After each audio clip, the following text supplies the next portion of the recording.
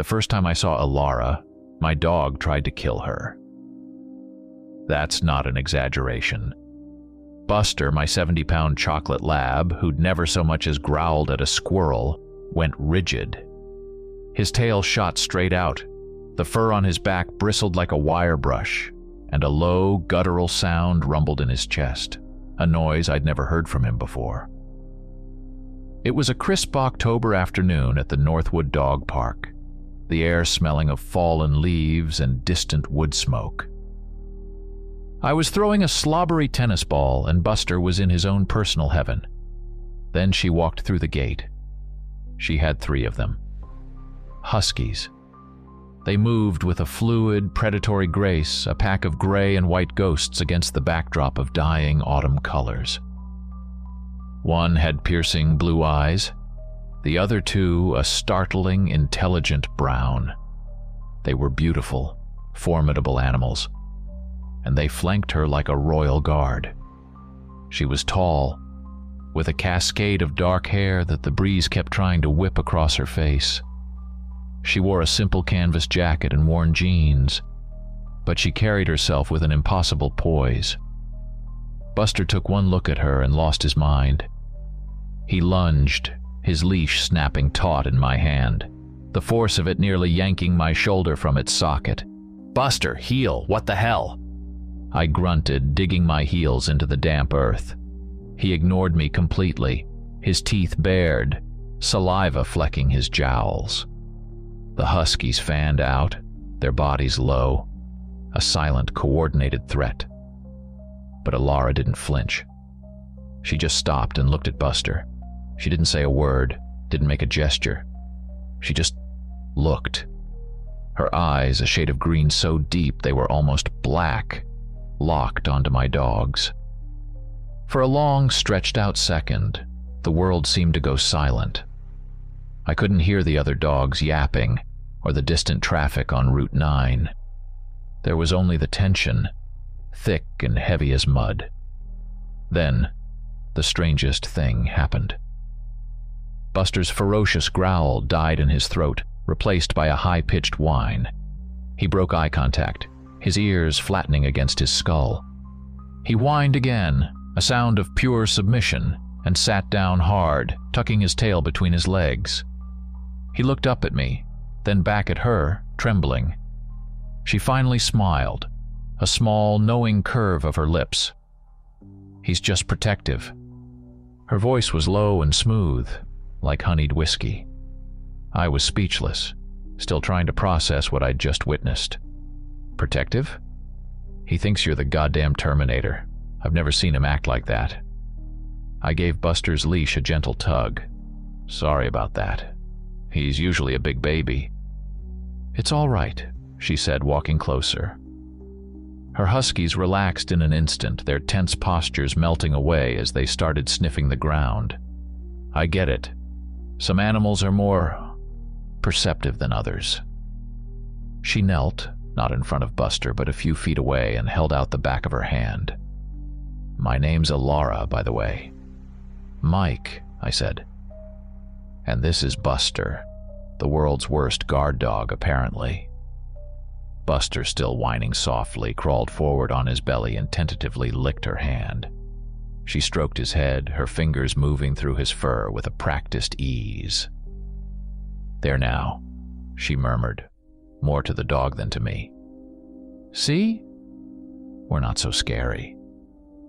I learned her huskies' names were Fen, Sky, and Echo. We talked for an hour until the sun started to dip below the tree line, painting the sky in shades of orange and bruised purple. She told me she was a freelance graphic designer, that she'd moved to the small town of Hemlock Creek a year ago for the quiet, and that she'd always had a way with animals. An understanding, she'd called it. It felt like a massive understatement. That first meeting was like a spark in a tinderbox. Our conversations at the dog park turned into coffee dates, then dinners. I found myself completely captivated by her. She was intelligent, funny, and had a kind of quiet intensity that made you feel like you were the only person in the world when she was looking at you. She never talked about family. When I asked once, she just gave a sad little smile and said, "It's just me," and I didn't press. Everyone has a past. I was more interested in our future. Buster, for his part, seemed to have developed a severe case of Stockholm Syndrome. He adored her. The moment her car would pull into my driveway, he'd be at the door, his tail thumping a frantic rhythm against the wall.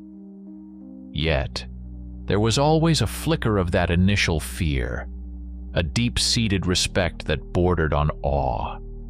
He'd obey her commands instantly, with more focus and speed than he ever gave me. A year after that day in the park, I asked her to marry me on a hike in the same woods that bordered our town. She cried and said yes. We were married by a justice of the peace a month later. It was a small ceremony, just us and 2 friends as witnesses.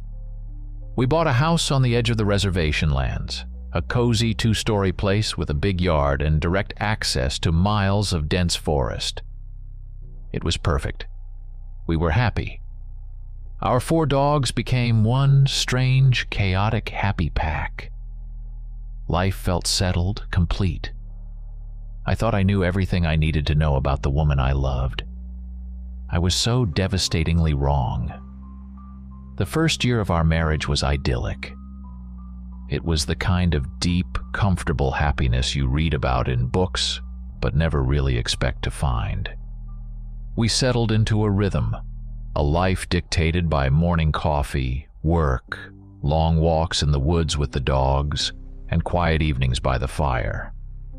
Ilara's 3 huskies and my Labrador, Buster, had formed their own little hierarchy. The huskies were the stoic, watchful guardians, and Buster was their goofy, perpetually optimistic court jester. He had finally warmed up to Ilara's dogs, but he still treated Ilara herself with a strange deference. He'd follow her from room to room, but always kept a respectful distance, like a loyal but wary soldier in the presence of a queen. Ilara was my whole world. Her lack of family had never seemed strange, just a sad part of her history that had made her more independent, more self-reliant. I respected her privacy. In a world of oversharing, her quiet containment was part of her allure. We hadn't talked seriously about children yet. We were content with our furry, 4-legged family and the simple bliss of our life together. The house, nestled against the sprawling ancient forest, felt like our own private sanctuary, a fortress of solitude and peace. That peace was shattered on a Tuesday. It was a gray, drizzly afternoon. I'd brought in the mail and was sorting through the usual junk. Credit card offers, catalogs, a bill for the propane delivery. Tucked between a flyer for a local pizzeria and a political mailer was a thick, cream-colored envelope. It felt heavy, made of expensive, textured paper. There was no stamp, no postmark. It must have been hand-delivered. My name wasn't on it. It was addressed simply to Ilara. But it was the return address that made my blood run cold. In the top left corner, written in an elegant, almost archaic script, was a single surname, Silas. It was Ilara's maiden name. My heart did a slow, heavy thump against my ribs. She said she didn't have any family. I stood there in the entryway, the damp chill from outside still clinging to my jacket, a dozen questions roaring to life in my mind. Was she lying? Hiding something? Hiding. I loved her more than anything. The thought that she was keeping a secret of this magnitude felt like a physical blow. But my love also came with trust. I placed the letter on the small entryway table and decided not to mention it. It was her mail, her decision to share. She came home an hour later, shaking the rain from her hair, a bright smile on her face that faltered the second she saw the envelope. All the color drained from her cheeks. She looked from the letter to me, her eyes wide with something I couldn't decipher. It wasn't just surprise, it was raw, undiluted fear. "Where did this come from?" she whispered, her voice barely audible. "It was in the mail pile. No stamp. Someone must have left it in the box," I said gently, trying to keep my own confusion from my voice. "Ilara, who is it from? I thought—" She didn't answer. She just stared at the envelope as if it were a coiled snake. Her hands trembled as she reached for it. Her fingers hovered over the wax seal on the back for a long moment before she finally broke it.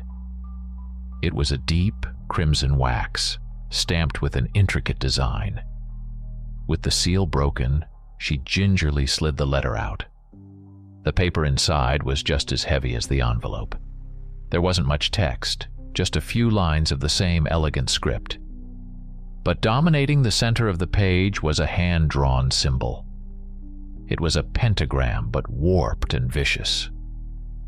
The 5 lines that formed the star weren't straight. They were jagged, like stylized bolts of lightning or fractured bone. Each point of the star ended not in a simple vertex, but in a tiny, sharp barb like a fishhook. And in the very center, where the lines intersected, was a single, meticulously drawn wolf's eye, the pupil a vertical slit, staring right off the page. It was hypnotic and deeply unsettling. Ilara let out a choked gasp, and then the impossible happened.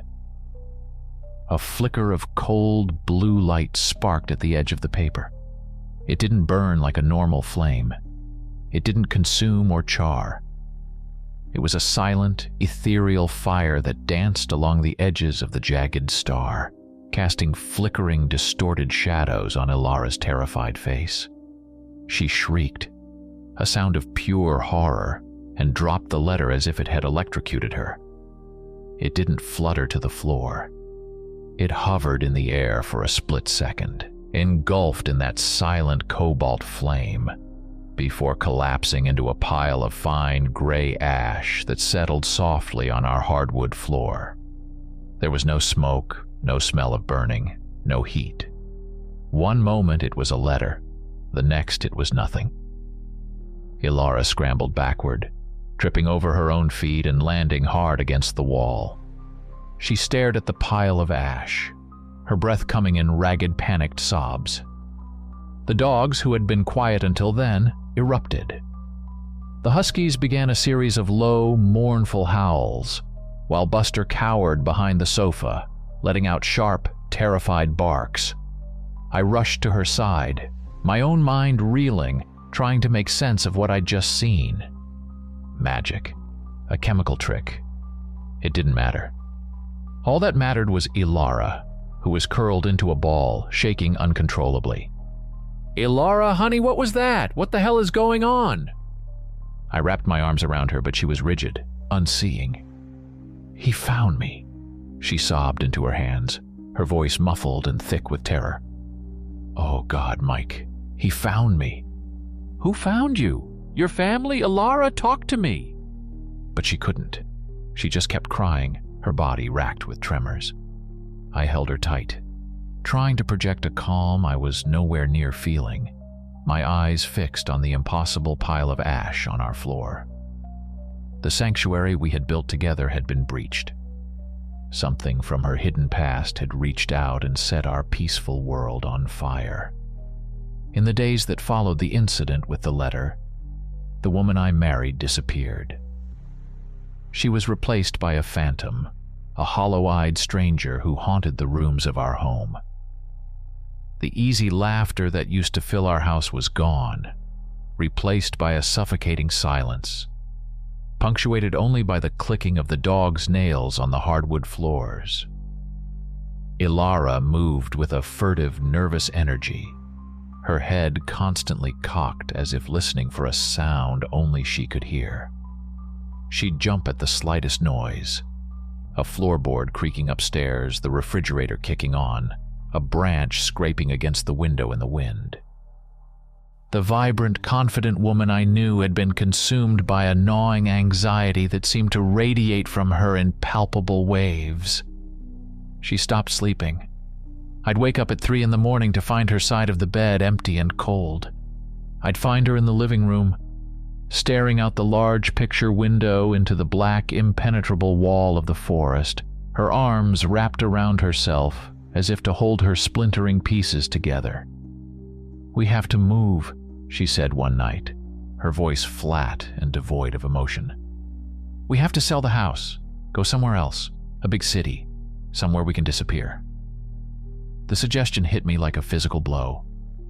This house was our dream, the foundation of the life we were building. "Move? Elara, why? What is going on? You have to talk to me." "I can't," she whispered, her eyes still fixed on the darkness outside. "You don't understand. Knowing, it puts you in danger.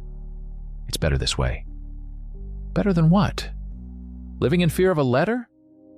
Elara, whatever this is, we can face it together. Is it debt? An ex-boyfriend? Some kind of cult?" I was grasping at straws, trying to find a rational explanation for the irrational terror that had seized her. A flicker of her old self returned, a flash of fire in her eyes. "It's not a cult, Mike." Then the fire died, replaced by a profound, bottomless despair.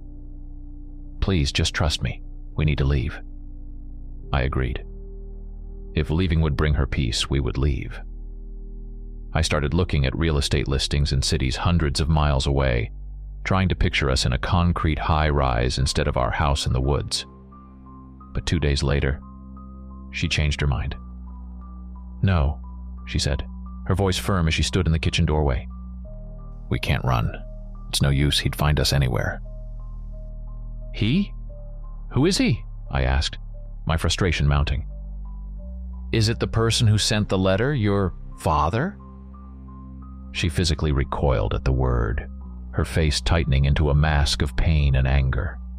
"Don't call him that," she hissed. "He's not my father. Not anymore." And that was it. The conversation was over.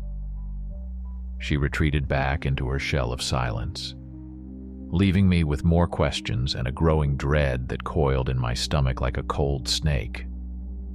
This back and forth became our new, agonizing routine. One day she'd be frantically packing boxes, the next she'd be unpacking them with a grim, resigned finality. It was like watching someone fight a war inside their own head, a war I was not allowed to witness, let alone help with. The dogs felt it too. The atmosphere in the house was thick with their unease. Buster, my once happy-go-lucky lab, became my shadow. He refused to leave my side, his body constantly pressed against my leg, a low, anxious whine perpetually rumbling in his chest. He started avoiding Elara completely. If she entered a room, he would get up and leave, his tail tucked low. It broke my heart to see. Her huskies, on the other hand, became her personal sentinels. They rarely left her side, flanking her wherever she went. They stopped playing. They would lie by the door or sit at the window, their ears perked, their gazes fixed on the woods. Their silence was more unnerving than any barking. It was the focused, patient silence of predators on a hunt, or of prey waiting for the hunter to strike. Sometimes in the dead of night, I'd hear one of them let out a low growl, a deep-chested warning directed at the darkness outside. The woods themselves began to feel different. The forest that had once been our sanctuary, our peaceful escape, now felt menacing. When I'd take Buster for a walk, Elara and the huskies no longer joined us. I felt a constant prickling sensation on the back of my neck, the undeniable feeling of being watched. The trees seemed to press in closer, their branches like skeletal fingers. The normal sounds of the forest, the chatter of squirrels, the call of birds, were muted, replaced by an oppressive quiet. I'd catch flickers of movement at the edge of my vision, only to turn and find nothing there. The wind whispering through the pines sounded like a voice, murmuring things I couldn't quite understand. Our home had become a prison of paranoia. The love and trust that had been the bedrock of our marriage were being eroded by secrets and fear. I felt helpless, locked out of her world, able to do nothing but watch as the woman I loved was slowly consumed by a terror she refused to name. I would lie awake at night, listening to her ragged breathing, staring at the ceiling and wondering what kind of monster could cast such a long, dark shadow over our lives. I didn't know then that the monster was far closer than I could ever imagine. The first tangible sign that we were not alone came 2 weeks after the letter. The initial frantic panic had subsided into a low-grade, constant hum of dread, an exhausting state of hypervigilance. Ilara had finally fallen into a deep, twitchy sleep, her face etched with worry even in slumber. I was grateful for it. It was the first real rest she'd gotten in days. I was downstairs in my armchair, a book open on my lap, though I hadn't turned a page in an hour. I was just listening to the quiet of the house. Then the quiet broke. It started with a low woof from Fen, the blue-eyed husky. Then Echo joined in, not barking, but a deep guttural growl that vibrated through the floorboards. Buster, who had been dozing at my feet, shot up, his fur on end, and let out a series of sharp, frantic barks aimed at the back door. My blood went cold. "Easy, boys. Easy," I whispered, my voice tight. I slid out of the chair, my heart hammering against my ribs. Ilara was finally asleep. The last thing I wanted was for this to wake her. I crept to the kitchen, peering through the small window in the back door. The motion-activated floodlight that illuminated our yard was off. The yard was a black void, bordered by the even deeper black of the forest. The dogs were getting more agitated, a chaotic symphony of barks and growls. Something was out there. "Stay," I commanded, my voice a harsh whisper. I grabbed the heavy-duty maglite I kept by the door, its metal body cold and solid in my sweating palm. My hand hovered over the deadbolt. Was this a good idea? Shouldn't I just call the cops? But what would I tell them? That my dogs were barking? They'd think I was a paranoid homeowner wasting their time. Taking a deep breath, I quietly unlocked the door and slipped outside, pulling it shut behind me. The cool night air was a shock to my system. The drizzle had stopped, but the ground was still damp, muffling my footsteps in the grass. I flicked on the flashlight, its powerful beam cutting a clean white tunnel through the darkness. I swept the light across the yard, the patio furniture, the grill, the old oak tree at the edge of the lawn. Nothing. Then I swept it toward the small vegetable garden Ilara had planted in the spring. And I saw it. Movement. A flicker at the edge of the light by the line of raspberry bushes. It wasn't an animal, not a deer or a raccoon. It was tall. A silhouette, long-limbed and unnaturally slender, that straightened up from a crouch and froze for a barest second in the beam of my light. It was there and then it was gone, melting back into the shadows between the trees before my mind could fully register the shape. "Hey!" I yelled, my voice cracking. "Who's there? This is private property!" My own voice sounded thin and foolish in the vast, silent dark. I took a few hesitant steps forward, sweeping the flashlight beam wildly into the woods. The light caught on tree trunks, tangled undergrowth, and a pair of eyes. For a terrifying, heart-stopping moment, I saw 2 points of pale, reflected light, set too high off the ground to be any normal animal. They stared back at me from the darkness, unblinking. "I'm calling the police!"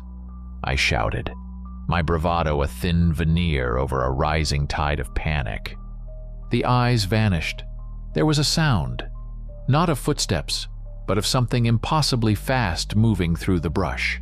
A dry, scraping sound, a series of quick snaps as twigs broke underfoot, and then silence. Complete and utter silence. I stood there for a long time, my flashlight beam trembling, my ears straining. The woods were still.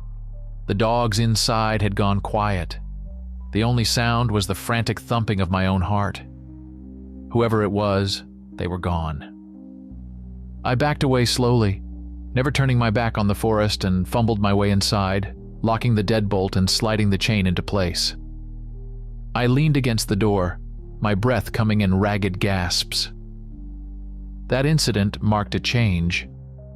The feeling of being watched was no longer a vague paranoia. It was a certainty. In the days that followed, the signs became more frequent, more blatant. I started checking the perimeter of the house every morning. One day I found a single deep footprint in the soft earth near the garden, just outside the range of our floodlight. It was long and narrow like a bare foot, but the ground was cold and littered with sharp pebbles. No sane person would be walking out here barefoot. Another time, I was working in my home office upstairs, which overlooks the forest. I glanced out the window and saw a flicker of movement deep among the trees. I focused, my eyes scanning the dense woods. I saw a man, or at least the shape of a man, standing perfectly still between two thick pine trees, partially obscured by shadow. He was wearing dark, drab clothing that made him blend in with the landscape. A drifter, maybe? A hunter? He was just standing there, watching the house. As if sensing my gaze, he took one step back, and the shadows swallowed him whole. I started leaving the outside lights on all night. I double-checked the locks on the windows and doors before we went to bed. I felt like a prisoner in my own home, besieged by an unseen, unknown enemy. I was living on a knife's edge, waiting for the other shoe to drop, knowing that the thing lurking in the woods, the thing that had terrified my wife into silence, was no longer content to just watch from a distance. It was getting closer. The breaking point came on the night of the full moon. It hung in the clear black sky like a polished silver dollar, so bright it bleached the color from the landscape and cast long skeletal shadows across the yard. I woke up abruptly, pulled from a shallow, restless sleep by a sound that slid under the door and coiled in the pit of my stomach. It was a howl. But it wasn't the familiar semi-musical howl of a lone coyote. This was different. It was a chorus, a harmony of pure primal grief and longing. It was guttural, raw, and filled with a sorrow so profound it made the hairs on my arms stand up. I recognized the voices of Fen, Sky, and Echo, but their usual howls were a playful, communicative thing. This was something else entirely. This was a lament. A cold dread washed over me as I rolled over. The space next to me in the bed was empty. The sheets were cool to the touch. "Ilara," I whispered into the darkness. Silence. The howling outside rose in pitch, a chilling, multi-toned cry aimed at the moon. My heart started to pound a frantic, heavy rhythm against my ribs. What the hell was going on? I threw back the covers and hurried out of the bedroom, my bare feet cold on the wooden floor. The dogs weren't in their usual spots in the living room. Buster was huddled in a corner of the kitchen, whimpering, his body trembling. I moved to the front door and looked through the sidelight window, and the world tilted on its axis. On our front porch, bathed in the stark white moonlight, stood the three huskies. Their heads were thrown back, their muzzles pointed at the sky, their bodies tense as they poured every ounce of their being into that terrible, mournful sound. And next to them, on all fours, was my wife.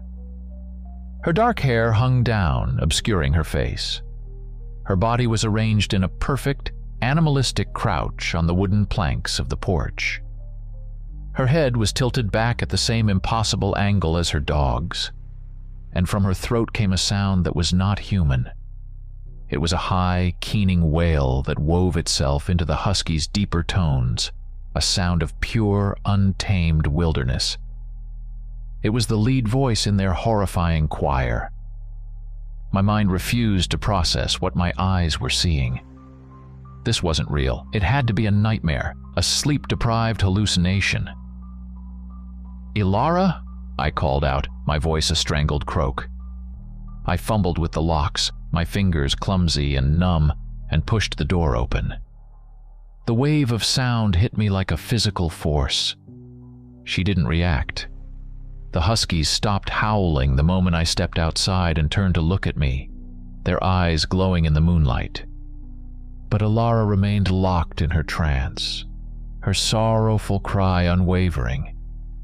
I circled around her slowly, my heart in my throat. "Ilara, honey, what are you doing?" I reached out and gently touched her shoulder. She was cold, her muscles rigid beneath her thin nightgown. I moved in front of her and crouched down, forcing myself to look at her face. Her eyes were open, but they were completely vacant. They stared right through me, fixed on the moon, her pupils so wide they seemed to swallow the green of her irises. She was there, but she wasn't. It was like her body was a vessel, and something ancient and wild was at the helm. There was no recognition in her gaze, no sign that she even knew I was there. A terror unlike anything I had ever known seized me. This was beyond paranoia, beyond a stalker in the woods. This was something fundamentally wrong, a violation of the natural order of things. "Ilara, stop," I pleaded, my voice shaking. I took her by the shoulders, my grip firm but gentle. "Come on, let's go inside." The sound died in her throat. Her body went limp, her head lolling forward. She blinked slowly, as if waking from a deep and powerful dream. Her eyes focused on my face, and a look of dawning horror spread across her features. She looked at her hands, planted on the dusty porch floor, then at the huskies sitting silently around her. "Oh, God," she whispered, her voice hoarse. "Mike, what?" "It's okay," I said, my own voice a lie. Nothing was okay. You were sleepwalking. Let's get you back to bed." I helped her to her feet. She was unsteady, leaning on me heavily as I guided her back into the house and up the stairs. She didn't say another word, just let me lead her like a child. I tucked her into bed, and she immediately curled into a tight fetal position, her back to me, her body shaking with silent sobs. The next morning, I tried to talk to her about it. I sat on the edge of the bed, the morning sun streaming through the window, feeling like 1,000,000 miles away from the moonlit horror of the night before. "Ilara, we have to talk about last night," I began gently. She flinched, pulling the covers tighter around herself. "I don't want to," she said, her voice muffled by the pillow. "You were howling at the moon," I said, the words sounding insane even as I spoke them. "With the dogs. You were on all fours, and you didn't even see me. Your eyes were empty." She started to cry, a raw, painful sound. "I know," she choked out. "I don't remember it, not really. It's like a dream, a nightmare. I can feel it calling to me, Mike, and I'm so scared." "Calling to you? What is?" I pressed, my patience wearing thin. "For God's sake, Ilara, you have to tell me what's happening." "I can't," she cried, sitting up, her face pale and tear-streaked. I told you it's too dangerous. It will put you in danger."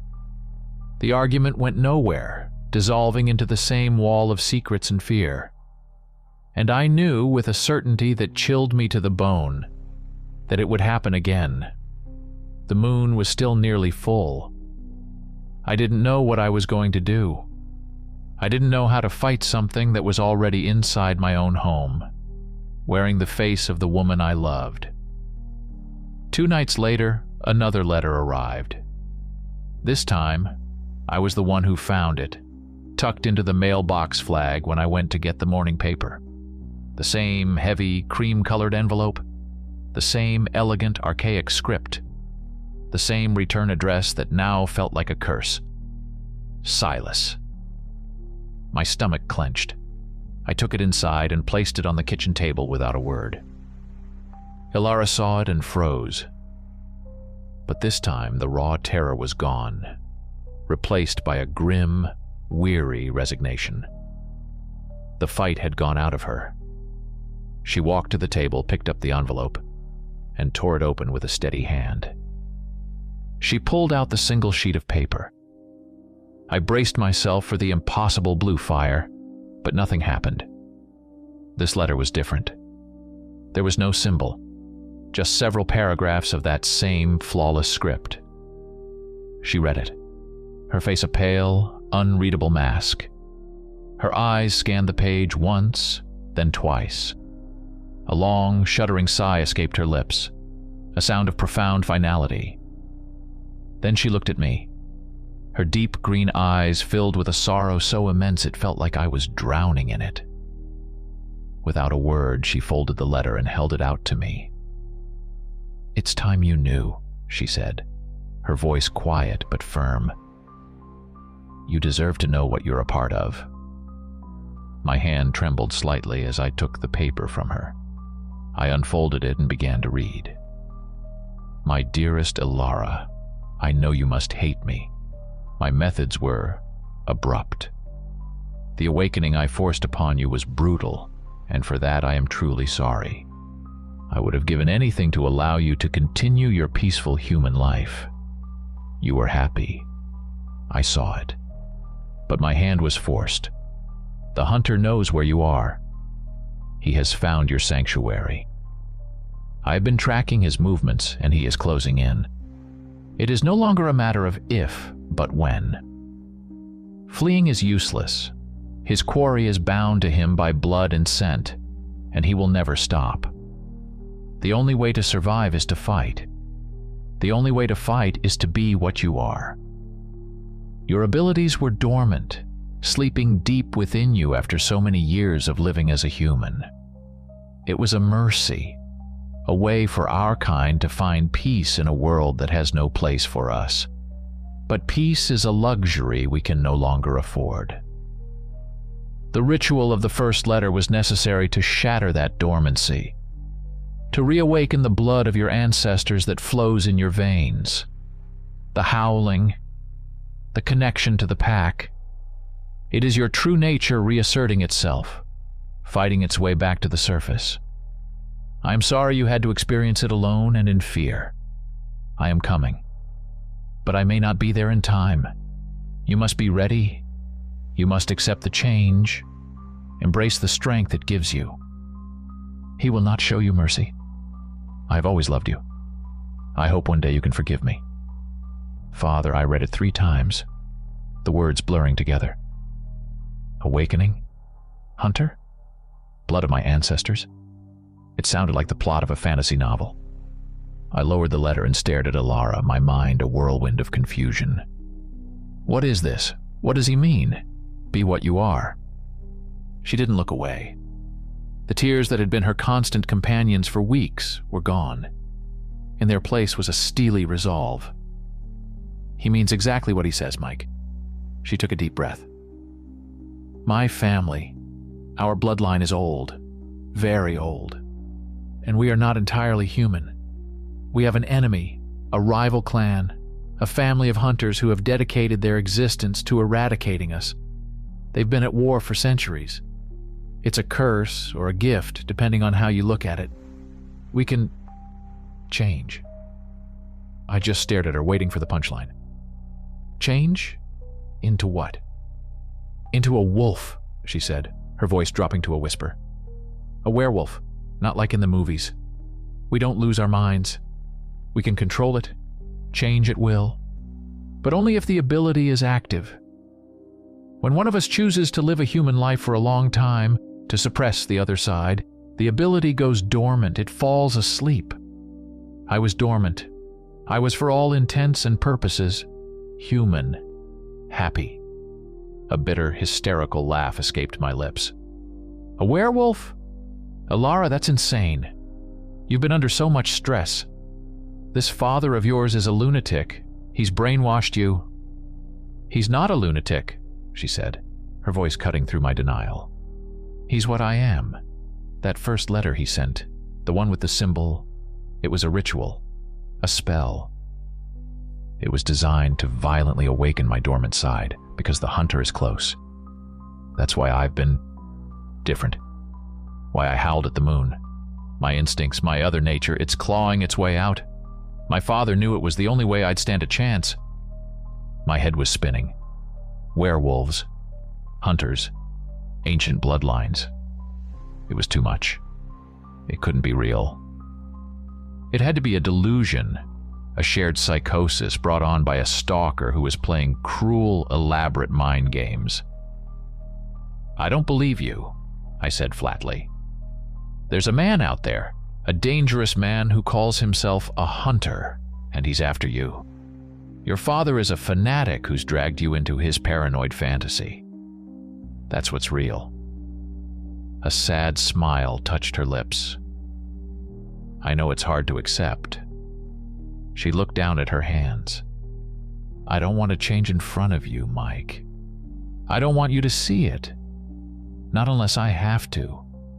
I don't want you to look at me and see a monster.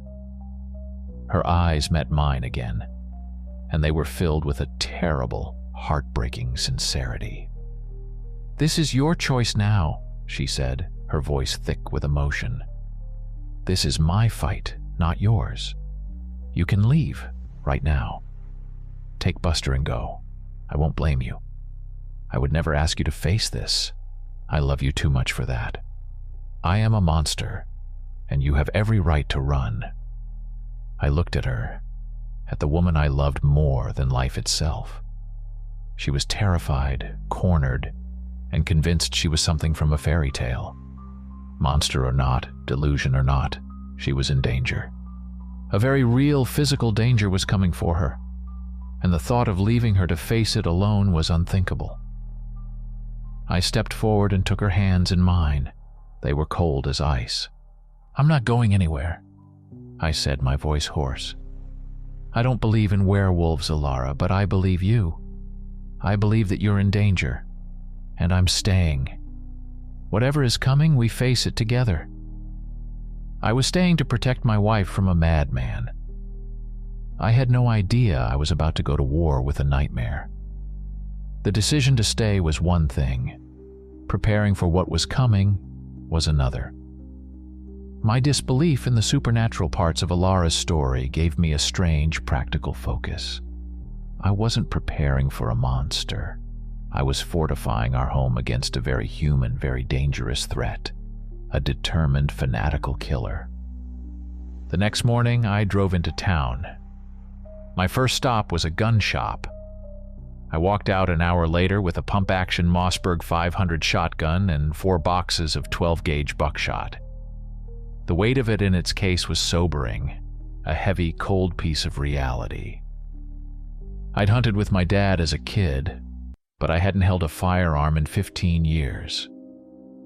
At home, I practiced loading and cycling the action until the movements were smooth and familiar, the solid shk-shk sound echoing in our suddenly too quiet house.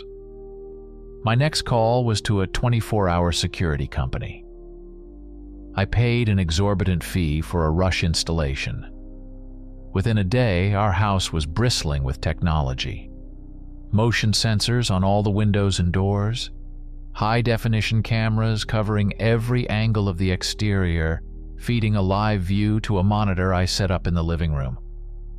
The technician was a cheerful guy named Dave who kept talking about deterring teenage vandals. I just nodded along, my eyes constantly scanning the tree line beyond our yard.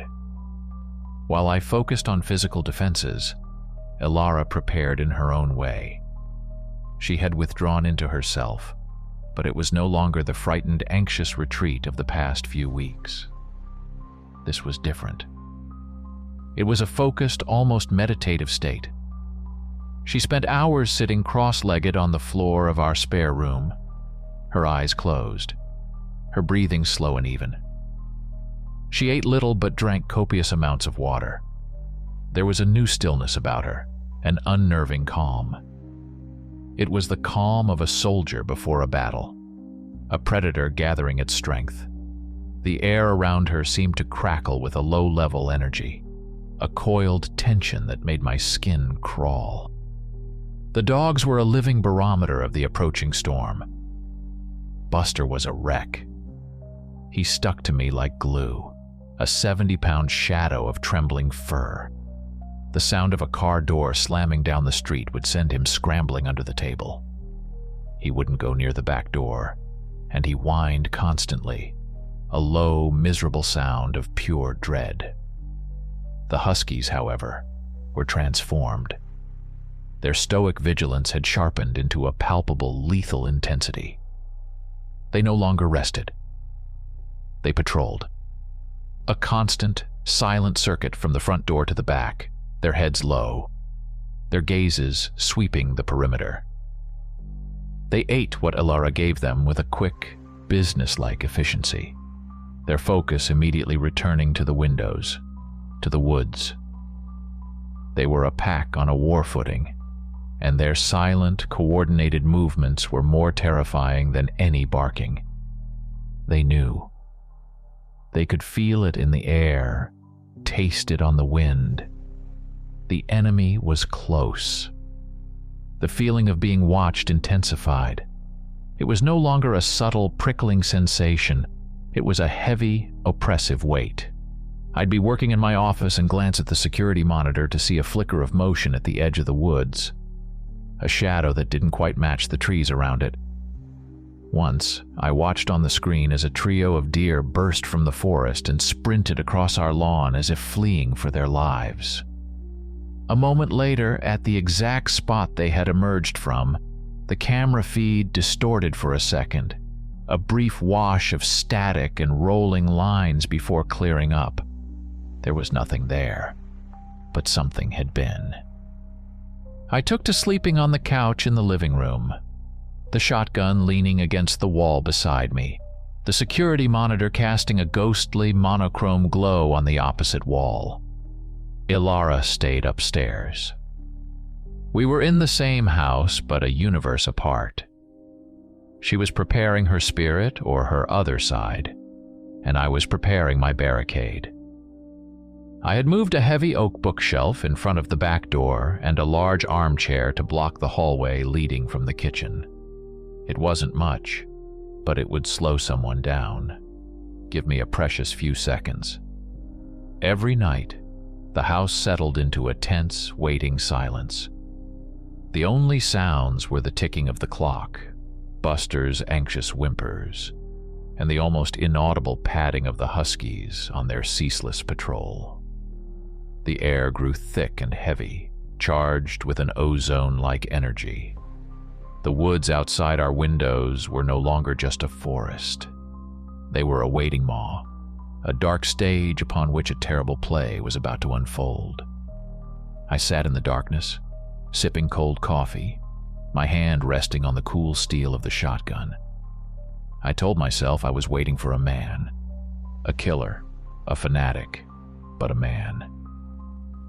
Deep down, in a place I refused to acknowledge, a small, terrified part of me knew I was wrong. I was waiting for the thing the dogs could smell, the thing that made the cameras glitch, the thing from Ilara's nightmares. I was waiting for the hunter. The second night of my vigil was the night it happened. The silence outside was absolute, a heavy, breathless blanket that seemed to smother all sound. Even the crickets were quiet. The security monitor showed nothing but still, empty images of our yard under the cold, sterile glow of the floodlights. The Huskies were statues, one at the front door, two at the back, their bodies rigid with tension. Then came the sound. It wasn't a loud crash or a splintering of wood. It was a soft, wet, scraping noise from the back of the house. A faint creak of the doorframe. I glanced at the monitor. The camera covering the back porch was fuzzed with static, the image rolling. He's here. The Huskies didn't bark. They let out a simultaneous low growl that was more of a vibration than a sound.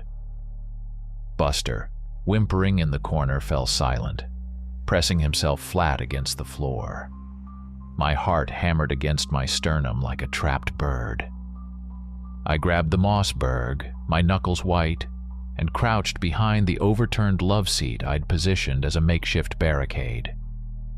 I could hear my own blood roaring in my ears. Through the roaring, I heard something else. A voice. It wasn't in the room, it was inside my head. A dry, whispering chorus, like dead leaves skittering across pavement.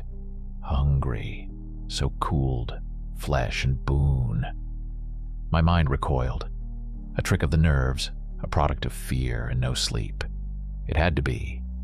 The back door, the one I had barricaded with the heavy oak bookshelf, swung open with a groan of protesting wood. The bookshelf didn't topple. It was pushed aside as if it were made of cardboard, its contents spilling across the floor with a series of dull thuds. And then it stepped into the kitchen. My carefully constructed reality, my rational world of fanatics and madmen, shattered into a million pieces. This was not a man. It was impossibly tall, its gaunt frame reaching nearly to the 8-foot ceiling. Its skin was the color and texture of dried leather stretched tight over a skeleton, mottled with patches of moss and dirt.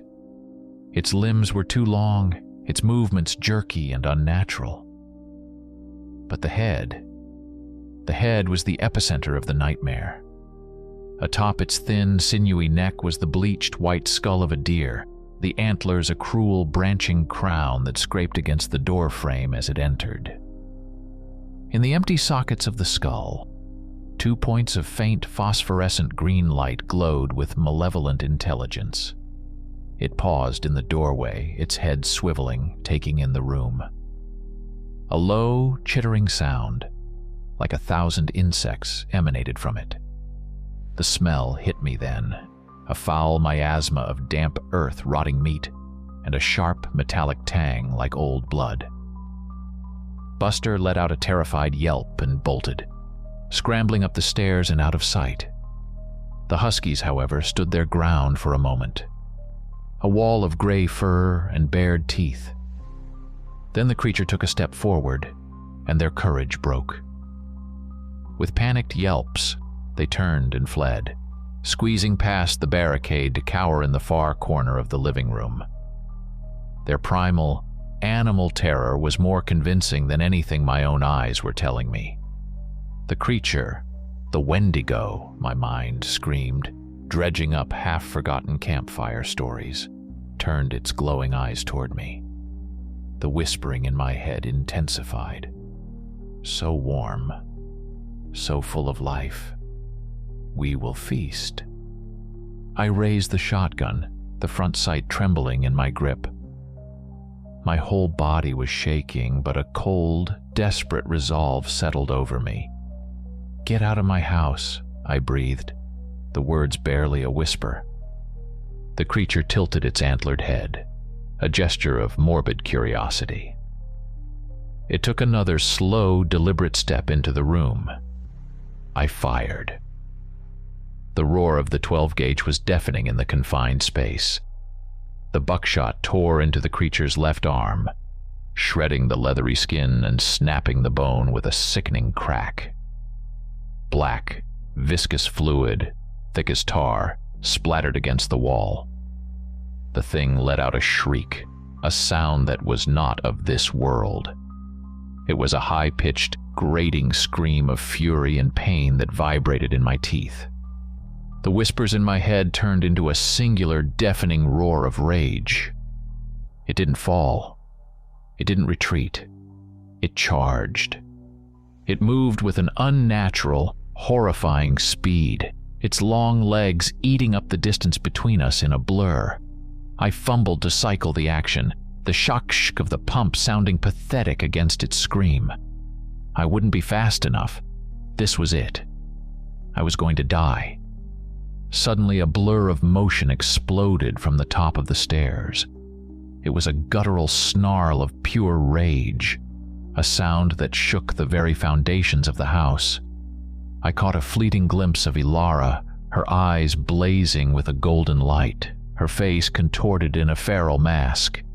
She leaped from the landing, and in the split second she was airborne, her body changed. It wasn't a gentle transformation. It was a violent, brutal convulsion. Bone snapped and reformed with audible cracks.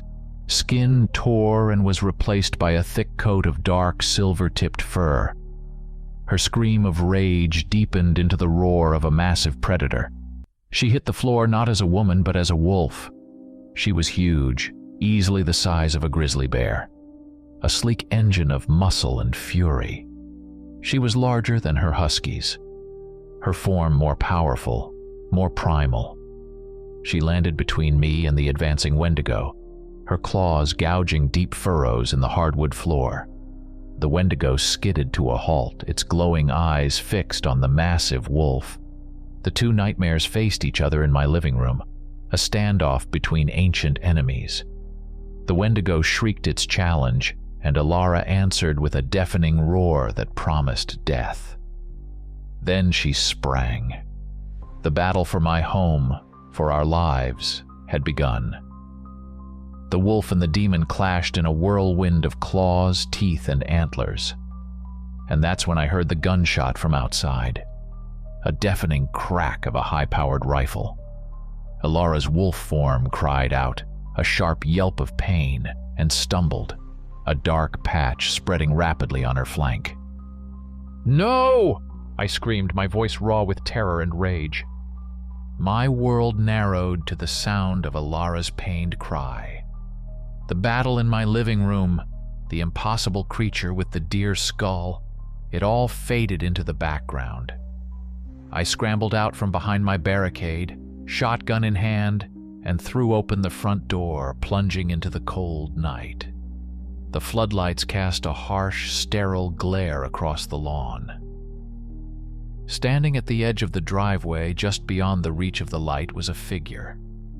He was an old man, gaunt and stooped, with a wild gray beard that reached his chest. He was dressed in layers of ragged, filthy clothing, looking more like a homeless vagrant than the hunter from the letter. He was in the process of reloading a large bolt-action rifle, its long barrel gleaming in the moonlight. He worked the action with a practiced, steady hand. This was him. This was the source of it all. "Hey!" I screamed, my voice cracking with fury. "Get away from my wife!" He looked up, his eyes pale and cold in his weathered face. There was no surprise, no fear, only a grim, weary determination. Inside the house, I could hear the sounds of the chaotic fight, a crash of furniture, the shriek of the Wendigo, and Ilara's furious snarls. The old man ignored me. He finished reloading, raised the rifle, and started to take aim at the open doorway. He was going to shoot her again. He never got the chance. He suddenly grunted and looked down at his chest, a flicker of surprise on his face. He had a small pouch tied to his belt. He fumbled with it, his gnarled fingers pulling out a small white object. He whispered something, a dry, rasping word I couldn't understand, and tossed the object onto the grass at his feet. It was the skull of a bear, yellowed with age. The moment it touched the ground, the grass around it withered and died, turning black as if touched by acid. A thick, foul-smelling smoke billowed up from the skull, coalescing with impossible speed. Bones knitted themselves together from the smoke, sinew and leathery flesh wrapped around them. In the space of 3 heartbeats, a second Wendigo stood where the skull had been. This one was stockier, more powerfully built than the one inside. Its head was the same bear skull the hunter had thrown, its empty eye sockets burning with the same malevolent green light. It let out a deafening roar, a sound like grinding rock, and charged, not at the house, but directly at me. I raised the Mossberg and fired. The buckshot slammed into its chest, staggering it, but it didn't even slow down. The whispers in my head returned, a cacophony of voices now, screaming of hunger and hate and cold. I was dead. I cycled the pump, knowing it was useless. Then, from the deep darkness of the woods to my right, a third player entered the field. A massive shape. A blur of black fur exploded from between the trees. It was another wolf, even larger than Alara, its fur the color of midnight. It slammed into the bear Wendigo with the force of a freight train, and the 2 monsters went down in a tangled, roaring heap. A savage battle erupted on my lawn, a whirlwind of claws and teeth against desiccated flesh. The new wolf fought with a brutal, controlled fury. It was the father. My attention snapped back to the hunter.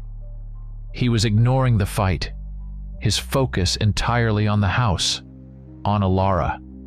He was raising his rifle again. I couldn't let him. I leveled the shotgun and fired my last shell at him. He grunted as the pellets hit him square in the chest, staggering him backward. He looked down, then back at me, a flicker of annoyance in his cold eyes. He was wearing a bulky, armored vest under his ragged coat.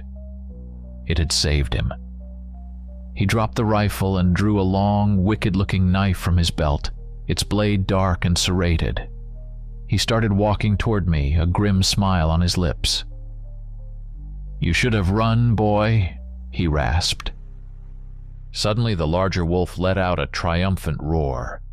I risked a glance and saw the bear Wendigo's skull lying on the grass, shattered into a dozen pieces. The monster was gone. The father wolf, panting heavily, now turned its attention to the hunter. With a speed that defied its size, it launched itself at the old man. The hunter was ready. He sidestepped the initial lunge and drove the serrated dagger deep into the wolf's shoulder. The massive animal roared in pain, but the attack didn't stop it. Its powerful jaws clamped down on the hunter's arm, snapping the bone with a sickening crack. The man screamed, a high, thin sound of agony.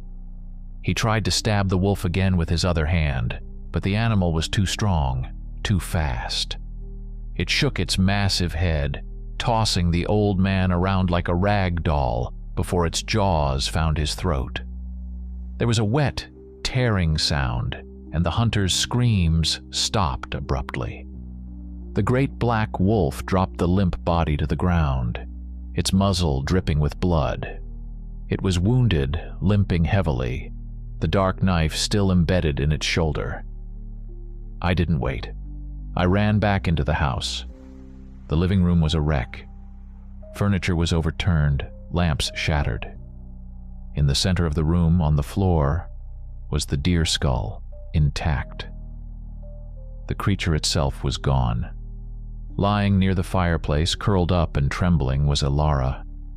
She was human again, naked and bleeding from a deep, ragged gash in her side where the rifle bullet had torn through her.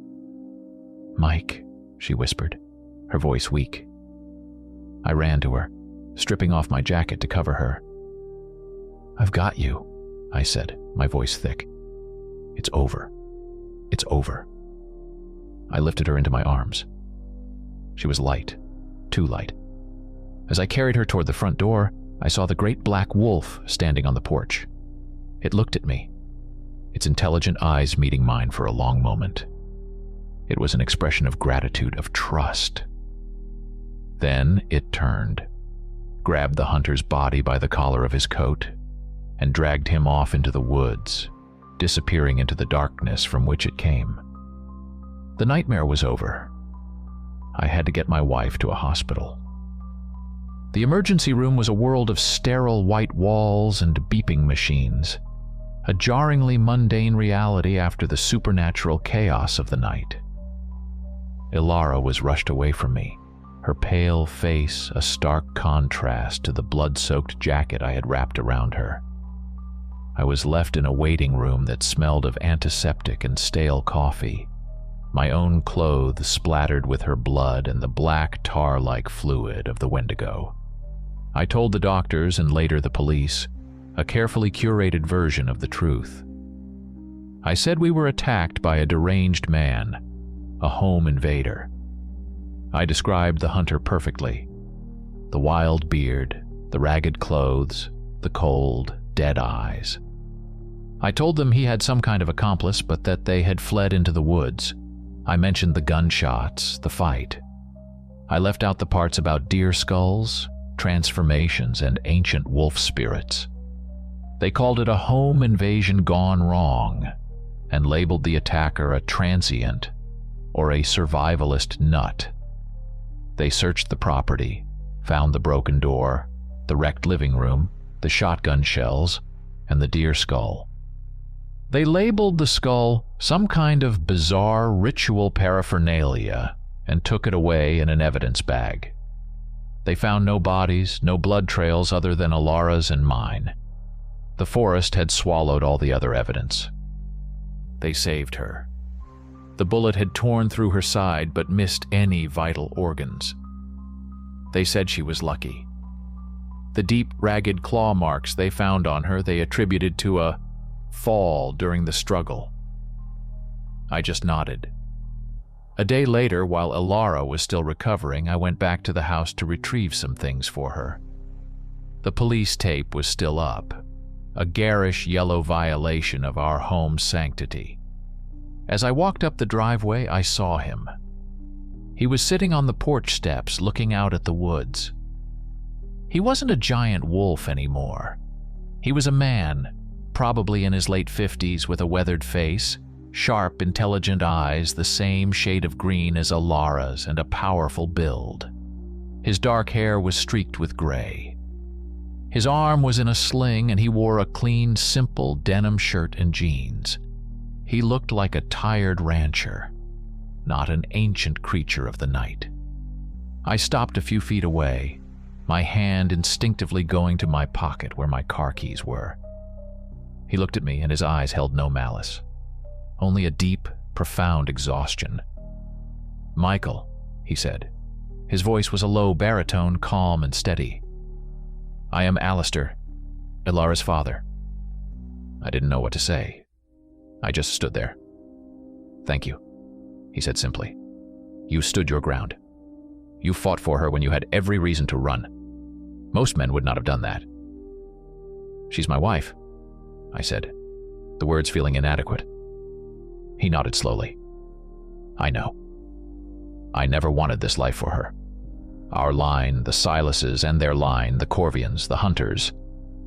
We have been at war for longer than your country has existed. A feud born of betrayal and blood. So long ago, the original cause is all but forgotten. Over the centuries, we have whittled each other down. That man, his name was Jedediah Corvian. He was the last of his clan, just as Ilara and I are the last of ours." He gestured to the silent, watchful forest. He believed we were abominations, a blight on the natural world that needed to be cleansed. Our ancestors believed his family trafficked with dark spirits, enslaving them to their will, the things he called Wendigos, and that they needed to be stopped. It was a war of mutual annihilation, and now it's over. He's gone. His power died with him. He looked at me, his gaze intense. "I saw her with you before all this, through her eyes sometimes. I saw that she had found a life, a real human life, happiness. I tried to leave her to it, but Jedediah was relentless. He found a trace of her scent and he never stopped hunting. I did what I had to do to prepare her. It was a cruel choice, but it was the only one I had. "What happens now?" I asked, my voice hoarse. "Now she heals," Alistair said, getting to his feet with a slight wince. "And you live. The war is over, Michael. You are safe. My part in her life is done. She has a new pack now. You." He looked me up and down, a flicker of something, approval maybe, in his eyes. "Take care of my daughter." He gave me a final solemn nod, then turned and walked away, not toward a car, but toward the tree line. He reached the edge of the woods and, without looking back, stepped between two ancient oaks and was gone. A week later, Ilara came home. The physical scars would fade, but the invisible ones, I knew, would remain. We never spoke of the hunter, or of Alistair, or of the battle in our living room. We didn't have to. It was a shared trauma, a dark secret that now formed a new, unbreakable foundation between us. We slowly put our house and our lives back together. Buster eventually forgave her, and the Huskies settled back into their role as stoic, loving companions. Life returned to a semblance of normal. We took walks in the woods again, which no longer felt menacing, just quiet. We held hands. We laughed. It was almost as if it had never happened. Almost. But I noticed things, small changes. Her eyes seemed to hold a new depth, a wild, ancient wisdom. She moved with a more confident, fluid grace, and her appetite had changed. One evening, I was grilling steaks in the backyard. I always liked mine medium well, and hers medium. I handed her a plate. She cut into the steak, looked at the pink center, then looked at me with a small, almost shy smile. "You know," she said, her voice a low murmur, "I think I'd like mine a little rarer next time."